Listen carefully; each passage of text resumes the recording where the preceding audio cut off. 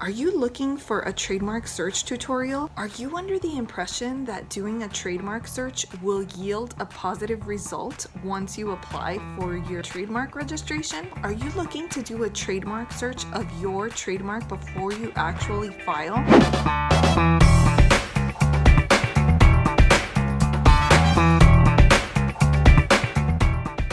Hey everybody, my name is Marcella Dominguez, and if you are new to this channel, make sure that you hit subscribe. My goal is that you learn more than you knew before you started watching. In today's video, we are talking about trademark searches at the USPTO, and I'm going to give you a mini trademark search tutorial because I think trademark searches can sometimes be misunderstood by people. I want to clear up all sorts of misconceptions regarding trademark searches with the USPTO and through any other third-party company, because trademark searches can be misunderstood by the general public. And so I am here to explain to you what a trademark search actually is, where you would do a trademark search, and whether a trademark search is even necessary. I'm even going to give you my own personal opinion on trademark searches as a trademark lawyer, and you might strongly disagree with me, and I know other trademark lawyers are probably going to disagree with me, but if you want to know why, you have to stay till the end. But it's a really good reason, I promise. If you've stuck around with me, you know that right now I am currently on my recumbent bike,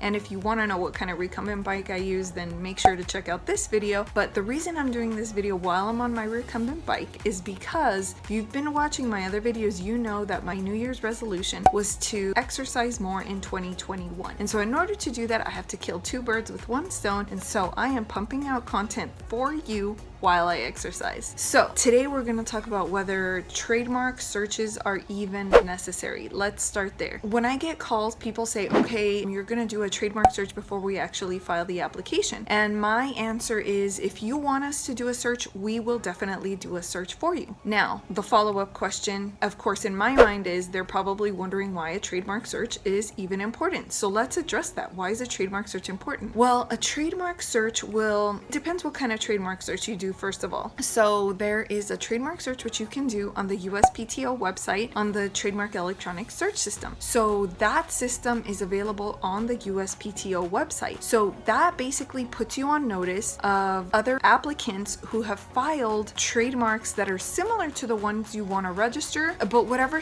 you see on the database may or may not have registered. So it shows live and dead applications. Live applications meaning just that they are live, they're still active. It doesn't necessarily mean that they've achieved registration. It could mean that they've applied, but they are in that process, still actively seeking a trademark, and they're still in review. Then you have dead trademarks, and they could have failed for a number of reasons. So they started off well, but then they received an office action, and then maybe they couldn't overcome the issues in the office action, and so they let it go abandoned. So people also ask, well, can I register a name that has been abandoned? It says dead on the Trademark Electronic Search System. Does that mean that I can scoop it up? So if you want to know the answer to that question, you'll have to watch this video, because this video that I'm making right now is not talking about abandoned trademarks. You'll have to watch this one. So anyway, back to this video, which is about whether or not you need a trademark search. So a trademark search will then put you on notice of active trademarks, which is probably what you want to know more about, but active trademarks is what you will see on the USPTO website at the Trademark Electronic Search System, and you can scroll down into the description where I will include a link to the TESS search tool that you can use if you want to do your own lookup. Then of course we have a search that's available outside of the USPTO, and so these searches outside of the USPTO will render results for trademarks that are not just in the USPTO database. So there can be users of a trademark that have not actually registered or attempted to register with the USPTO. And so why is knowing about these trademarks important? Well, as we know, if you've been watching some of my other videos, people who do not register trademarks have what we call common law trademark rights, which means they can use it in the geographical area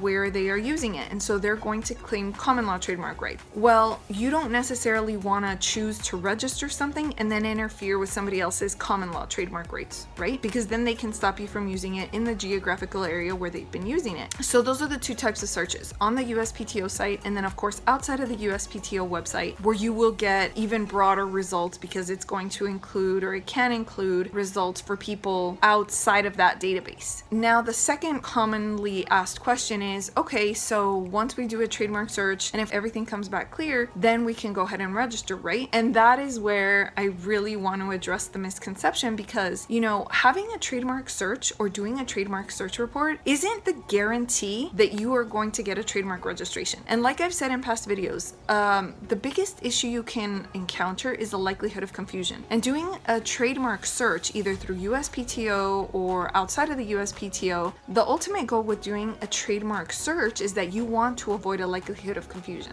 You're basically trying to see what's on the database, what's outside of the database, so that you don't then go and register something and then be in conflict with it. So you're trying to avoid a confusion issue. I mean, you didn't know that that's what you were doing, but that is in essence what you're doing. And so people think, okay, once I get the search report, you know, if I'm registering something that I don't see in that search report, then I'm good to go. I know I'm gonna, you know, get a registration. And that is not always the case, because again, if you've watched this video in particular, you know that a likelihood of confusion issue 9 times out of 10 is not based on a conflict with a mark that is exactly like yours. 9 times out of 10, the conflict is going to be with another mark that is similar to yours. So don't think that because, oh, I don't see my trademark on this trademark search report, or I don't see my name pop up on the trademark electronic search system, that you're good to go. Because like I said, most of the time the conflict is with names that are similar to yours. They might have an added word, they might have added letters, they might just sound like yours, and that is where the problem lies. So don't be misled into thinking that just because you do a trademark search report and you don't see your name appear on there, that you're going to automatically get a registration. The less unique your name is, your chances aren't as great. So if you understand that relationship, then you will understand what level of risk you are at when you submit that trademark application. And so, but if you're a risk taker, generally speaking, and that is your personality and that is just how you operate, basically on a no risk, no reward type mentality, then you're more than likely the type of person that, again, is just wants to submit it, find out straight from the horse's mouth, yes or no, and then take action from there if necessary. If the answer is no, then take action if necessary. And so I just want to make clients aware of that flip side of the coin that other trademark lawyers may not be sharing with you, because of course it's to a law firm's advantage and to any business's advantage to, you know, get you to buy into another service. And like I said, if a client wants it, I am more than happy to do it. I just want to make you aware of this flip side of the coin about trademark searches on the USPTO site and outside of the USPTO, so that you know exactly what you're getting into, because not everybody is going to share my mindset as it relates to searches. But because I am an entrepreneur myself, and because I own another business, I own a trademark, I get it. Like, I understand that, you know, time is money. And so as a small business owner, entrepreneur, CEO, you want to make sure that you get to the point as quickly as possible. You want to get to a 6-figure mark sooner than later, an 8-figure mark sooner than later. You want to make sure that you have as many business assets under your belt sooner than later, right? Again, time is money. And so I'm sharing this tidbit with you. And if this video was helpful, make sure you give me a thumbs up down below and tell me whether or not you agree in the comments. Say agree or disagree. Type that in below, and make sure that you visit the description down below also, because there I have some links if you're ready to just submit your trademark application. You can use trademarkanything.com, or if you want to send us an email with your question, of course, sending us an email is always free. So make sure you do that down below. And thanks for joining me on my workout today. If you want to know what workout equipment I'm using, then make sure you check out this video and this video. It's nice to be able to kill 2 birds with 1 stone and to educate you guys so that you learn more than you knew before you started watching. See you in the next video.